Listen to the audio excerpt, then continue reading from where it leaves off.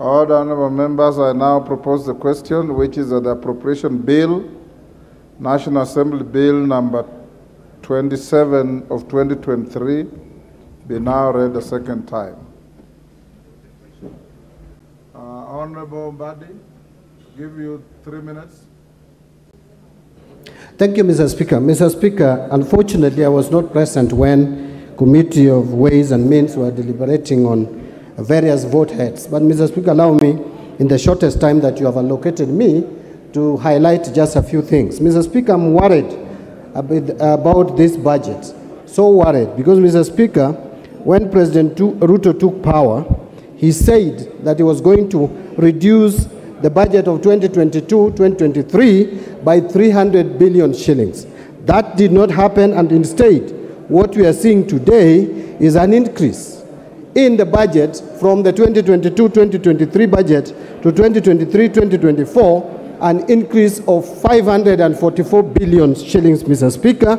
The total budget is rising from 3,055 billion to a total of 3,599 billion, Mr. Speaker. That is without considering the debt rollover.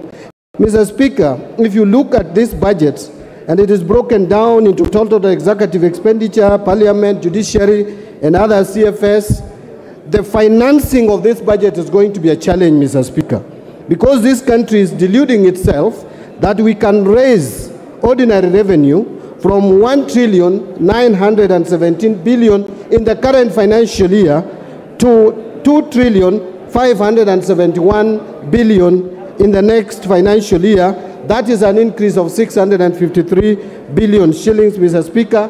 Very unrealistic, very ambitious, likely not to be realized. The total revenue projected to be collected is going to rise from 2.23 trillion to 2.935 trillion. That's an additional 705 billion. Even with the crazy taxation measures that have been proposed in this House, you can still not realize an increase in collection of revenue to the tune of 700 billion in one single financial year.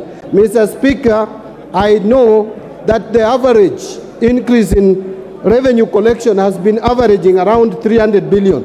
Now, if we are not going to be able to collect or able to raise the budget, the revenue by 700 billion, what will happen is either the programs will not be implemented, or if they have to be implemented, it will be at a cost, meaning we are going to increase the budget deficit from the proposed 635 billion to almost close to 1 billion shillings. And Mr. Speaker, that is not far-fetched, because at the moment, from September 30th, Mr. Speaker, to March 31st of this year, in a period of just 6 months, the Kenya Kwanza government has borrowed 689 billion shillings compared to the similar period when President Uhuru was in power, when only 405 billion was raised. So this talk that we hear all the time, that Kenya Kwanza is curtailing and managing debt, it is just hypocritical, it is theoretical, but the actual fact is that Kenya Kwanza is borrowing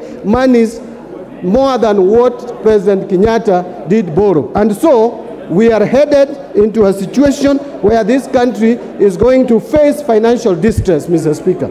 I want to stop there, Mr. Speaker, but my concern is that this budget is not likely to be financed from the revenue projections that we have. Thank you, Mr. Speaker. Minority Leader.